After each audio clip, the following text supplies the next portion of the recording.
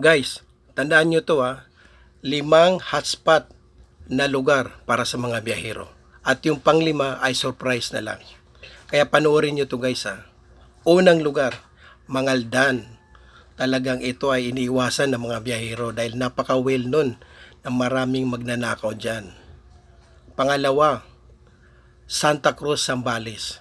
Nako, nung nandyan kami, diyan ka makakakita ng mga kabataan, talagang pinapalibutan kanila at halos lahat yun nangunguha. Pangatlo, Tarlac. Grabe, nung nandyan ako guys, grabe. Grupo-grupo pa, talagang binabalikan kanila para lang manguha. Wala silang pakialam na maubos yung paninda mo at ikaw lang ang binabantayan at talagang nangunguha. At sabi ng mga taga doon, hindi raw taga doon yung mga kabataan na yon, mga dayo lang daw. Pang-apat, Naga. Grabe, nung nandyan kami guys, maraming nawalan. At inaamin ng mga taga doon, mga taga barangay na nagbabala sila na mag-ingat sa mga magnanakaw at salisi. Dahil grabe, talamak doon guys.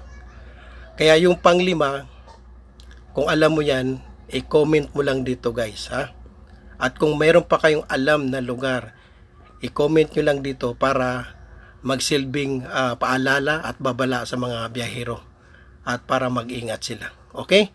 At para naman sa mga kinaukulan, pag hindi sinasadya na dumating sa inyo to, kayo na po mag-alert at gumawa ng paraan kung paano masugpo yan. Okay?